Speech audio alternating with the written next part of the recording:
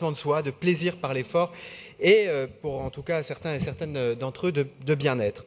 Cependant, ce sont 40 000 runners privilégiés puisqu'ils ont les moyens de s'offrir un dossard qui coûte entre 80 et 110 €, voire plus de 200 si l'on passe par un tour opérateur. À ce sujet d'ailleurs, le patron d'Amaury Sport, Édouard Cassignol, assume totalement le prix lourd du dossard dans un entretien qu'il a donné à Capital en 2017. Dans les autres grandes villes de France comme Lyon ou Marseille, courir le marathon coûte une cinquantaine d'euros. À Paris, on dépasse les 80, ce qui permet une marge à ASO de plus de 30%. Pourquoi ? Parce que, d'après M. Cassignol, une course doit être avant tout rentable. Bien entendu, nos épreuves sont organisées dans des sites prestigieux, ça leur donne un côté premium.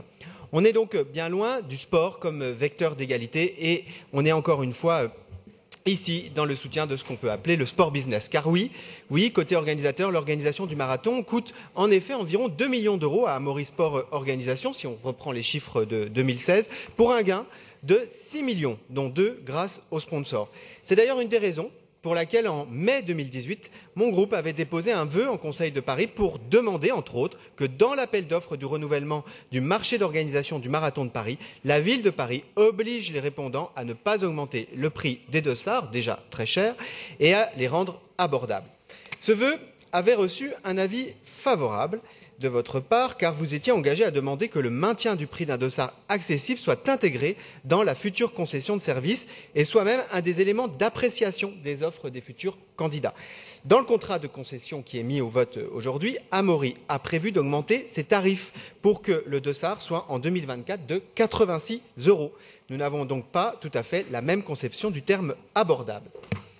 Ensuite, le point peut-être le plus cocasse de cette délibération est dans son intitulé. Le fait est que cette course s'appelle en fait non pas Marathon de Paris, mais Schneider Electric Marathon de Paris. L'entreprise qui name, entre guillemets, cette course est empêtrée dans une affaire révélée par Mediapart en avril 2018. Elle est suspectée de non-respect de la concurrence, malversation financière ou encore de fraude. Schneider participe de moins en moins au entre guillemets, rayonnement de la France, puisqu'ayant fait le choix de délocaliser nombre d'emplois en Asie. Et pourtant, l'annexe au contrat de concession qui nous est présenté dans cette délibération rappelle que les partenaires de l'événement ne peuvent être en contradiction avec les orientations de la politique municipale.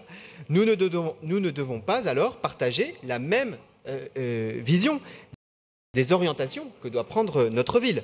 Ce même volet partenariat rappelle que le commerce équitable et l'ESF doivent être privilégiés. On dira donc que l'engagement de l'organisateur sur le 100% vrac pour les encas et le recyclage des bouteilles d'eau servira à poser l'étiquette écolo sur le marathon de Paris. Enfin, côté sponsoring, on a BMW, Invictus Paco Rabanne qui a été condamné par le CSA pour ses pubs sexistes en 2017.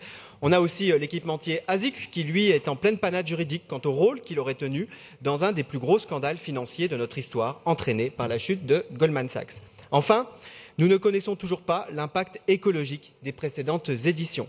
Étant donné que le prestataire ne change pas et qu'il a signé la charte d'organisation des événements éco-responsables, nous demandons donc à connaître ce bilan environnemental des précédentes éditions, de celles qui se déroulera dans quelques jours, ainsi que des suivantes, comme le stipule cette charte. Nous voulons également, évidemment, que l'organisateur annonce des mesures qui compensent à 100% l'empreinte écologique de cette manifestation. Ce nouveau marché adoube encore une fois le sport business au cœur d'une des plus belles avenues de notre ville, tolère des partenariats aux conséquences environnementales lourdes. C'est pourquoi notre groupe votera contre cette délibération. Je vous remercie. Pour répondre, je donne la parole.